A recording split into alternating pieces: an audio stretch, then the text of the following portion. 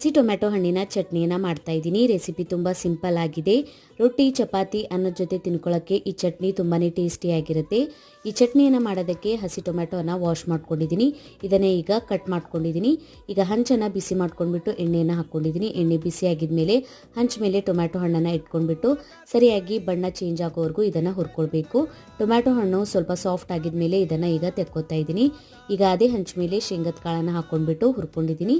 ಈಗ ಎಣ್ಣೆ, ಜೀರಿಗೆ, ಬೆಳ್ಳುಳ್ಳಿ, ಹಸಿಮೆಣಸಿನ್ಕಾಯಿನ ಹಾಕ್ಕೊಂಡ್ಬಿಟ್ಟು ಹುರ್ಕೊಂಡಿದ್ದೀನಿ. ಈಗ ತೆಕ್ಕೊಂಡ್ಬಿಟ್ಟು ಮಿಕ್ಸಿ ಜಾರಿಗೆ ಹುರ್ಕೊಂಡಿರುವಂತಹ ಶೇಂಗದ ಕಾಳು, ಹಸಿಮೆಣಸಿನ್ಕಾಯಿ, ಬೆಳ್ಳುಳ್ಳಿ, ಜೀರಿಗೆಯನ್ನು ಹಾಕ್ಕೊಂಡಿದ್ದೀನಿ. ರುಚಿಗೆ ತಕ್ಕಷ್ಟು ಉಪ್ಪನ್ನು ಹಾಕ್ಕೊಂಡ್ಬಿಟ್ಟು ಈ ರೀತಿಯಲ್ಲಿ ತರಿಯಾಗಿ ರುಬ್ಕೊಳ್ಳಿ. ಇದಕ್ಕೆ ಈಗ ಕೊತ್ತಂಬರಿ ಸೊಪ್ಪು, ಹುರ್ಕೊಂಡಿರುವಂಥ ಟೊಮ್ಯಾಟೊ ಹಣ್ಣನ್ನು ಹಾಕ್ಕೊಂಡ್ಬಿಟ್ಟು ಪೇಸ್ಟನ್ನು ರೆಡಿ ಮಾಡ್ಕೊಂಡಿದ್ದೀನಿ.